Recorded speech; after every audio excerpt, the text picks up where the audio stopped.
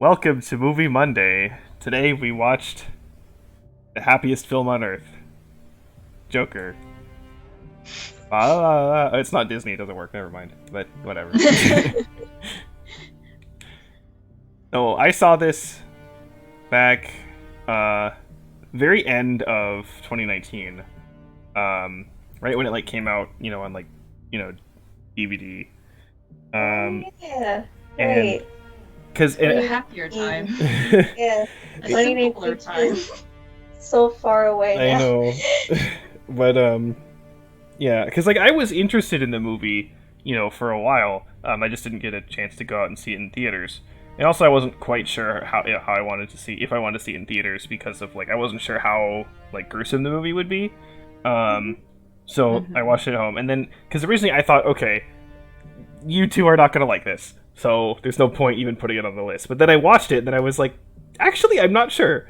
So, um, the thing is, this movie.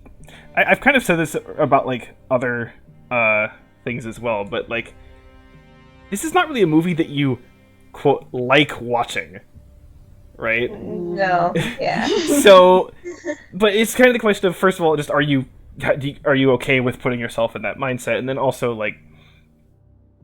do you still appreciate what it's telling and think it's interesting, right? So I don't know. I guess what was your overall? There's definitely a lot to unpack in terms of details, but I guess just kind of overall feeling. Do you feel like that was too much, or I don't know what? It feels strangely fitting that we watch this now. Like right now, yeah. Times. Especially the ending, well, everything gearing up towards the ending and stuff like that. You're just like, huh. Mm-hmm. uh, like, and then it even talks about some of the things, like how he couldn't he had to stop seeing his psychiatrist and everything, and Yep. how there's garbage on the streets and political stuff. Uh, I was kind of at some point waiting. At some point I thought in my head, is this where Eat the Rich came from? Or is that just something that happened because of This is not the where it came internet? from, but it might have helped spread it a little bit. I don't know. Because yeah, there's some, Eat the Rich sentiment in this movie. Yeah, yeah. I want to kind of talk about that in detail, but I don't know when I should fully get into it. But uh, there's one thing I want to mention, but I don't know if it's a spoiler. I mean, it's really hard to talk about really any details about this without spoiling anything. Because even if you Yeah, don't I talk mean about specific plot stuff, just the whole atmosphere and mood of everything, and just that's a big part of it. So Mhm. yeah, I guess just I don't know. Just assume that we're not gonna try to hide spoilers. I guess. I guess on that note, the cinematography is pretty good. Yeah, I Hmm. was quite impressed actually by how they did the cinematography and how they told the way they told the story. Yeah. Mm. Yeah. There's definitely several shots that work, and then also the music. Um, Yeah. there's a couple things. So the first thing I noticed for music was that just the actual score itself is very minimalistic, Mm. Hmm. and I don't know, it definitely stands out and is very. I like that score. It's actually the person who did the score is I'm not gonna get her name right. It's an Icelandic woman, and Mm. Oh. she also did the score for the Chernobyl miniseries from a year ago, Oh. and it is definitely similar. I saw Chernobyl actually a couple months ago, and it was yeah, I can definitely see that it's similar. It's very focused on strings that are kind of held for a long time and stuff like that. So yeah, and Hmm. it definitely helps. There's actually a video on how Joker uses its soundtrack on YouTube. I need to find it. Hmm. And it's really interesting because again, part of it goes into that stuff, but then also um, what else it does, and this is kind of the other aspect, is it goes. I remember you said this in talking about another thing we saw at one point, but about diegetic versus non-diegetic, Oh yeah, Mm. yeah, yeah. and this film really like kind of blurs that because like for example, there's some things where you hear like a song in the background and you're like, oh, that's just for like the soundtrack. But then like for example, the main one that people point to at the end where he kind of like starts like singing the words to like That's Life. Yeah. And so it's like that's actually a theory where that like wait, if he's like is he like hearing the music in his head, and does that mean therefore that like everything is in his head? Like, you know, so there's like layers of that you could like peel into, which honestly I kind of don't like that idea of like, oh, it's kind of like, oh, it was all a dream, you know what I mean? It kind of feels like that, which like I kind of get it, especially it's for this kind of a movie. It like makes more sense than like some other movie where it's like, oh, it's all a dream. But like I don't know, I feel like that's not the best way to look at it. But there is another kind of way to look at it that's similar to that, which I think could make sense. I don't know. One thing that helps with this movie is that like once it's kind of revealed that like Arthur is an unreliable narrator, that you can kind of therefore there's a lot of things you can interpret however you want. You could just look at it as it is, and there's other things where you can think of like, okay, you know, this didn't actually happen or this didn't actually happen, and like you can kind of choose what you want to believe in a sense, and nothing's really wrong. Which I've said this for other things that like something actually that a lot of other people really like too, that I actually really don't like it when movies sort of like don't take a stand and just are like, it's up to your interpretation, right? But like I don't know, for here it like I think it works well. So I think part of the reason why it works is that if you just take it straight, it still works really well, right? Yeah, because others have to like you're not forced to come up with your own. Right, exactly. I don't have a problem with like, oh, let's get into some like philosophical stuff for like, oh, is it all in their head or whatever? But like, at least like tell a story first. Yeah. So yeah, but yeah, I want to find that. I'll look for that video and show it to you guys because it's an interesting video. Going into the music behind that, but yeah, so that works. The music stands out, and she did win the Academy Award for musical score for this. So she deserves that. Yeah. Definitely stands out and is interesting. A scene that I was not expecting to see in this movie was like the scene where like basically Batman's parents get killed. That yeah. That was not something I was. Yeah. I just kind of expected Joker, and I always perceived Joker and Batman to be around the same age, so it never occurred to me, like even when we saw like Bruce Wayne as like a kid, like, oh wait, maybe his parents are actually gonna get killed in the film. Yeah, I mean, the one thing I've seen is a decent amount of people saying that like that just shouldn't have been in the movie. But, like, honestly, I kind of like it because, you know, Thomas Wayne is, like, kind of, in terms of the inside this movie's story or whatever, he's sort of, like, the symbol of, like, what's wrong. And so it kind of gets back to the quote again, like, you know, you get what you fucking deserve, right? So, like, I don't know, like, to me, I think it works. And I've seen people like, oh, you know, the fact that they felt forced to tie it into the Batman origin. But I don't know, I feel like it kind of makes sense in a sense that, like, you know, to me, it makes... especially considering how the movie's tone is, where it's really building up the societal issues of what's going on. The fact that the way they fit it in. Yeah, the fact that this is why this happened instead of just, oh, I don't know, some random asshole shot him. It's like, you know what I mean? Well, I mean, even then, it is still a random person who shot him, right? It would feel forced if like Joker was the one to do it, right? Yeah. Then it would be like, okay, right? But like, so I don't know. I don't have a problem with it, but I know a lot of other people do. But I don't know. It's also interesting because in that way it's kind of... because usually Batman's origin story is just like an afterthought. It's not like...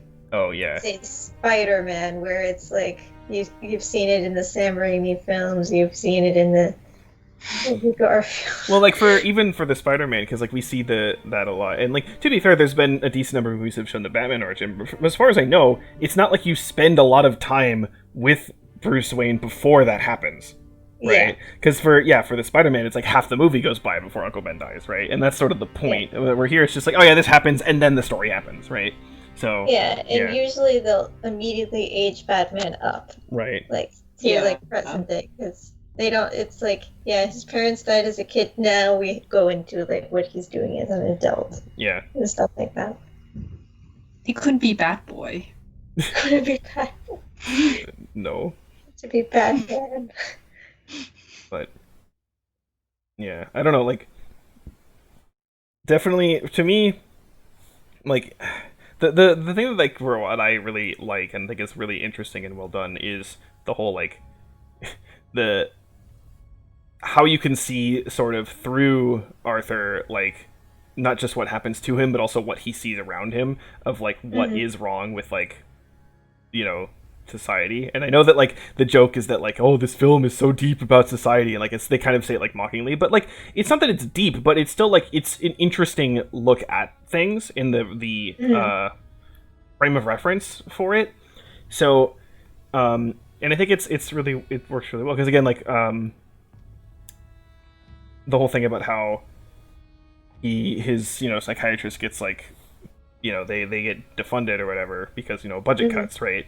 And then Yeah. one thing that always stuck to me when I first saw this was how, like, his mom says, like, oh, you know, Thomas Wayne is going to be mayor, he's going to be a good mayor, and then he's like, how do you know that? And she's like, oh, because the news people tell me. And it's like, you know, how familiar is That that, seems right? familiar. Yeah, so that, and then, like, just um especially the whole rioting at the end, like, especially with this again situation, and like it's one of those things where, you know,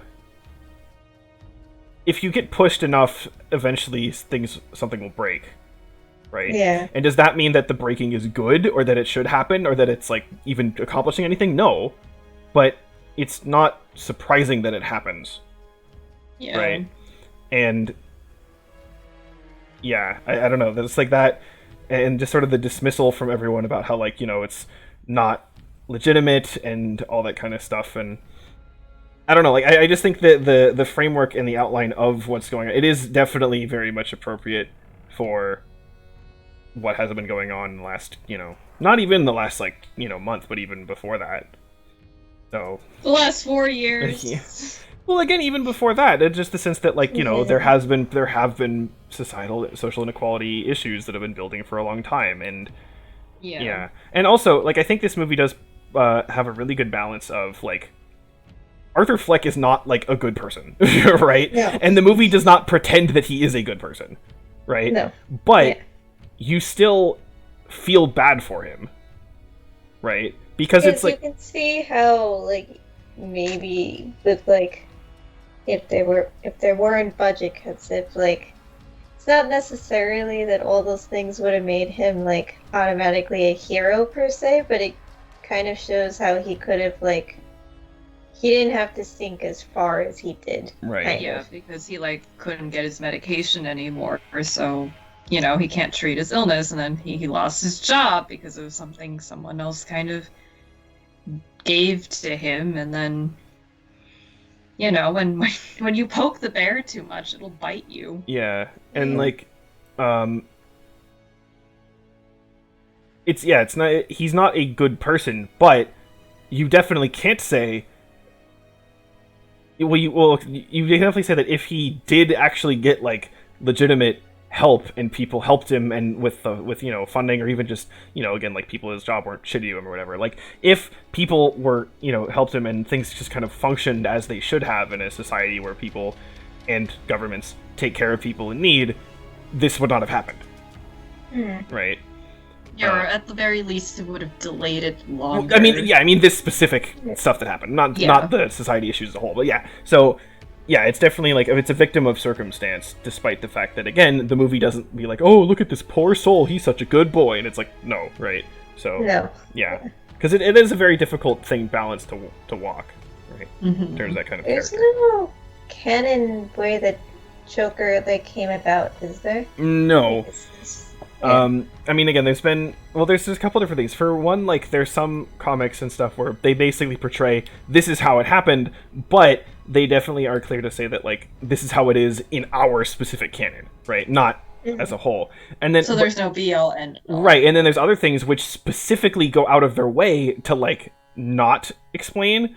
And I think that a lot of times that, like, what's common is that Joker will, like, tell different backstories to, like, different people, so you don't know which one is true. And actually, okay, so I want to kind of mention this, even though I kind of want to get in this later, but, like, because this film is the highest grossing R-rated movie of all time, and it made over $1 billion. So it's going to. Everyone's like, okay, there's going to be a sequel, right? And the thing is, I don't think they could do a traditional sequel to this. How would you even? Because the only way to really do a sequel is to do like a Batman movie, right? But that wouldn't work with this kind of movie as a sequel to this. The tone would be way too different, and also just to age everyone up, then Joker's like an old man, it doesn't work. So origin story of Penguin. Well, yeah. So there's 3 ideas that I've heard that I think could work. One idea is again what you're talking about with the different origin stories is just do a different origin story again. Same, still have Joaquin Phoenix back, but just do a different story. And I'm that could be interesting. I'm not sure how well that could work, but it'd be curious to see. Joaquin Phoenix cinematic universe. I don't know, that could be interesting. Or even if since it's a different origin story, you could actually even do different actors, right? That's true. If you really wanted to. So that's an idea, but I have a feeling also they'd have to be very careful how that works, and they definitely could not after 2 and at most 3 movies, people would be okay, do something different. You know what I mean? Yeah. So it's an interesting idea. But the other thing that I think could work, even within the same kind of tone and without really feeling like it's off-putting, is if they sort of did a sequel that was a Harley Quinn origin story. Oh, that's a good idea. Right. That could be interesting to kind of bring into this sort of canon. I think it could work, but again, they definitely have to be careful about it. And the third thing is kind of what you were saying, where do similarly styled origin stories, but of completely different characters. Right? So, Penguin or Two-Face. Two-Face actually could be interesting as this kind of a story to do. Or again, maybe even not even Batman villains, just different other people. So that could maybe work as well. I don't know, but I definitely think a direct sequel to this just doesn't make sense. Yeah. So I think so too. Yeah, we'll see. I guess what happens, but yeah, I don't know. One random thing I want to bring up.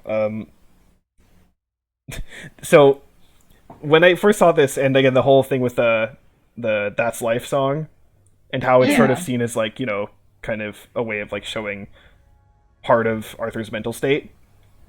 I'm holy crap. There's a Slenderman YouTube series that did that years before. The exact same song in the exact same kind of scenario. Oh, really? And it works really well there too. And I was just watching this and oh my god, this is the same as that other thing that was so I'm just I don't know. It's just kind of, I don't think that Joker stole the idea from these guys, but it's just interesting. Oh, this is the same.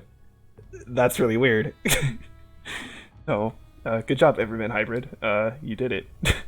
There's some crossover. Yeah, and again, character-wise, it's kind of similar too. Honestly, it's not just it's very strange. But anyway, so that was a neat thing. But yeah, I guess. I don't know. I personally think this film is very interesting, and I was engaged in what's going on a lot. And I don't know. I just think the story is told. Arthur's character and just how it's his frame of reference of the society that's going on, and of course parallels to what's going on now and all that kind of stuff. I don't know. I think it's really well done. I like this a lot, but I could definitely understand someone else also kind of just not in the mood for this at all. So. Yeah, but I don't know. What I've been talking too much. What do you guys have to say more than me? You definitely do have to be in the mood for it. I think, as you said, it's not really a movie that you're oh boy, I can't wait to watch this movie. And stuff like that. It's definitely a movie where you kind of have to mentally prepare yourself to... Because it's kind of you're not, as we mentioned, you're not gonna the movie doesn't portray Joker as a good guy, Arthur is a good guy. So it's kind of with that mindset and everything, can you watch the movie and just sit down and stuff like that? Hmm. I don't know how to put it. No, I get it. Actually, what I kind of this other thing I want to get at is that like, if anything, you might think that the fact that like, okay, it's a Joker origin story, you kind of automatically know going into this film that like it's not going to be like a happy ending, right? Yeah. Yeah. And like normally you would think that would kind of make it worse, right? Because it's like I kind of know what to expect, right? But I think it actually works because it adds this tension where like you know things are going to go wrong. So you're just sort of like Yeah. always anticipating bad things throughout the entire movie. Basically, yeah. And so That's it kind of like- how I felt. Yeah. yeah, so it adds this layer of tension that I think actually helps a lot with that. Definitely, because it's like you see Arthur doing certain things, and you're like, this is going to end terribly. Like, Yeah. there's no good case scenario. It's always going to be the bad case scenario Right. with every single thing that happens. Yeah, and like, you know, I mean, at the same time, it's not like it is still though, because again, you could also if you expect the worst every time, it could also be like kind of predictable as well, but it's not the worst all the time, right? Yeah, it's not the So worst. it's you know, but there's some things where, for example, Bad, but right. it's not like, I don't know, a nuclear bomb like dropped. in well, his like for house. example, the thing where he like drops the gun in the children's hospital, like that could have gone worse, you know. Yeah. But for example, like when he, you know, I kind of said I forgot to specifically tell this to you, but then I messaged it to you earlier. I was like, you know, when he grabs the scissors, you're like, okay. Yeah, it was kind of like, oh no. And then I saw who was at the door, and I was like, oh no. Yeah. Gary's gonna live, but I don't think the other guy's gonna live. Yeah. So that, I did not watch that scene. yeah, that's the most gruesome part. Yeah, I mean the whole Murray show thing is, you know, that's not pretty either. But I don't know. I think that one's not that bad considering. I don't know. But yeah, I don't know. I yeah. Kind of hard to give a numerical rating to, though. That's what I was thinking about just Yeah. now. I was like, what do I do? What do I do for a rating for this? Yeah. I mean, it's definitely not a low number or a No. mid-range number. It's just a matter of what do I do. Is it kind of like, I'm just thinking a little bit like how you were thinking about Snowpiercer a little bit. A little bit, yeah. One thing that I think like people make the mistake of doing is when they talk about their opinions of like any kind of media is they think that liking something and something being well done are like the same thing, Yeah. Yeah. right? I agree And with that. you can not like something that's well done, and you can like something that is not well done, right? Yeah. So Yeah. that's something that could kind of come into this. For example, like again, you know, I guess a famous example of ours is that like Pulp Fiction is well done, but we just don't really like it, right? You Yeah. know, so it's kind of the balance of that. And because then also people like, you know, because then if I kind of phrase it like I didn't like Pulp Fiction, they therefore think that I think Pulp Fiction is bad, and it's like no, right? Those are different statements, right? So and then people get mad and whatever, right? But anyway, that's just like something that kind of difficult to think about, especially for if you're giving a numerical score. But and that's also I why. feel like I kind of know what I'll give it, just Okay. because like the thing is that yeah, it's well done, and like I can point to a lot of things that were very interesting, but you know, you don't get attached to any of the characters because it's a villain origin story, and you don't really like. Because the point is that you're watching someone deteriorate, and Mhm. that's not fun. Yeah. And you know, it's also putting the audience in an interesting position because it's like you're watching the villains suffer and deteriorate, and then you're seeing how they went from a normal quote unquote person who has a lot of problems and who was left behind by just the rings of society and how it works in, I guess, Gotham City. Asterisk. And then you're kind of going on this journey with them, and I mean, you know, if you have some decency, then you will feel bad about some of the things that happen. Like there are some really terrible things that happen to him, like, you know, he gets fired because someone else lied about what happened with the gun thing. So it's like very like for the fact that I can't like get attached to like the characters, but I find it very engaging and interesting. I'll probably give it an 8. Mm. That's Since, kind of 9 would normally have the attachment kind of thing, and then 10 is like, oh my god, I'm gonna like be captivated. But 8 is like, this is very well done. It's very good. It's like interesting to watch, but I guess you don't really. You don't have that like personal connection with it. Yeah. Yeah, that's fair. Yeah. I think, Melon, as you said, with how it's similar to like Snowpiercer, I think I'm also gonna give it an 8.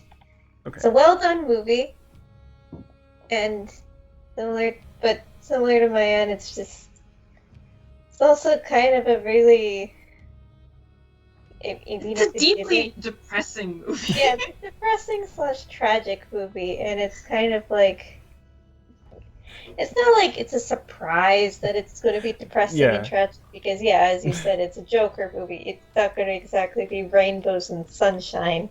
But it's not necessarily what you want. Yeah. Yeah. No, I'd get that completely. Okay. Because at least, again, but it is at the other side though. It is not like Pulp Fiction where you just personally like don't like it at all, right? Yeah. Yeah. Yeah. So. Like I could rewatch Joker. I would not rewatch Pulp Fiction because I feel like if I watch it again, I'll be even more confused somehow. Yeah. So. I think the one scene that I did understand was only the burger scene. Oh my god. We're not talking about Pulp Fiction anymore. Yeah, I kind of agree with you that like the number 8 to me is sort of like that's kind of as high as it could go for something that like I don't have a personal attachment to. So I agree with that, but I would say that like I think I do have that, and it's not so much the character, but again, just sort of again like the overall societal angle and the atmosphere and the tension. I don't know, I get really into that. So it's kind of like what I said about Snowpiercer, how again like there is this tension throughout the whole film, and also the the allegory with like the totalitarian government. Like that stuff is again much smaller of a part of it than that stuff is here.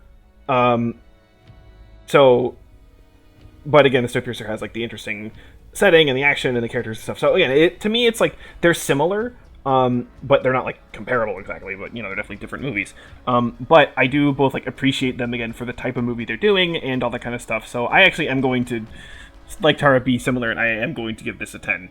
But yeah, so. But yeah, I don't know. I understand completely, and if anything, I'm just happy that like you still gave it an 8 versus something lower. So didn't get so like depressed or turned off that we gave it like a 2. Yeah. No. It's a 1. This feels bad. Yeah. Yeah, but anyway. Okay, so that was Joker, and we are now moving on to the beginning of July. Which means Show Sunday is on the horizon. Yes, so you're gonna show us Chernobyl, right? And we're gonna be happy forever. Yeah, I'm totally gonna be that bitch who picks another extremely depressing. No, I'm not gonna do that. Watch Madoka again. Rewatch. No. So okay. So the thing is that even right before we started talking about Joker, I was like, I don't know which one to pick because I had 2 in mind. One is a comedy, which I guess would quote unquote go with Joker since we seem to be making like this round of movies and shows part of a continuity. And the other one is kind of the thing of like it starts out one way, but then it like progressively gets more interesting. And I guess like while we were talking about it, I kind of did lean towards one of them, so we're not going to get complete mood whiplash. We're going to be watching Princess Tutu. Yay! Okay. And Valley, you can't say anything about the title because you watched and liked She-Ra. I know. So I know. Don't diss Princess Tutu. I don't know anything about it, so yeah. I introduced this show to my Yeah, I love it. So you Unapologetic. so you've both seen it like all the way through? Yeah. Okay. And I checked the episodes too. Technically, this will be my third time watching it, actually.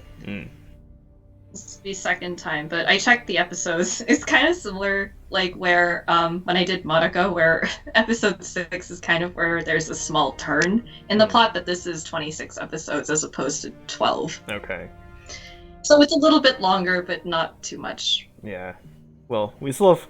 Oh, man, we still have. We have like a bunch of stuff that we still need to like watch more of. Yeah. But I have just recently gotten extremely busy, and I will continue to probably be extremely busy for the next several weeks, and I will we'll maybe talk about that at some point. If you want downtime, we'll be here. Yeah. Yep. Because again, I do want to like watch more of Cowboy Bebop, and there's like the Star Wars stuff, and that we kind of wanted to get at specifically. So yeah. Oh yeah, and Dragon Prince too. Yeah, right? we still have season Yes. 3 of Dragon Prince to watch. So, oh, and actually, now I have to start thinking about what I want to do for my show at the beginning of August. Oh boy, if you don't, And then if you like Princess Tutu, we can also watch that all the way Yeah. through together. Because Yeah. Yeah, I love this show so much. yeah, I am. I do too.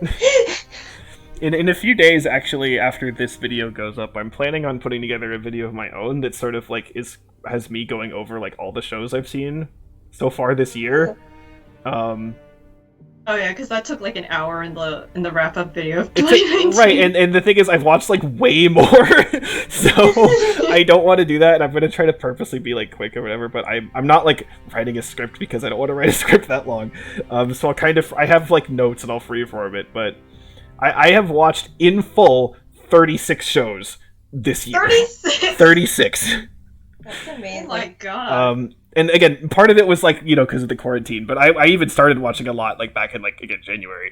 So yeah, but I've seen 36 and yeah. So there's other, but I'm just again, so in terms of like what shows do I want to show to you? I'm like, I have a big list and I don't know where to start. So I guess we'll just see what I'm in the mood for at the time. I don't know. I might do a similar thing as before, where I kind of like ask you what your opinions are, but I don't know. We'll find out. So anyway, next up is Princess Tutu. Okay. Do you have any guesses to what it's about? It's about a princess named Tutu. Somehow that's wrong. I don't know. You're not necessarily wrong. That tells me I'm basically wrong. Okay. I don't know. I'll find out. Actually, when was it made? Early 2000s? Okay. Like 2000 something. 2007? Let me check. say. 2002. Okay. Yeah. Just I have a rocky history with some 90s anime, so I was not sure, but I guess I'll find out. So At least Cowboy Bebop broke through. yeah, that one worked. So Yeah, this is not 90s. This Yeah. is like early 2000s. Okay. It's a. I'll give you this. It's a Maho Shoujo anime. So Yeah. not even 100% sure what that means, but whatever. We'll figure that out. Okay. Bye. Bye. bye.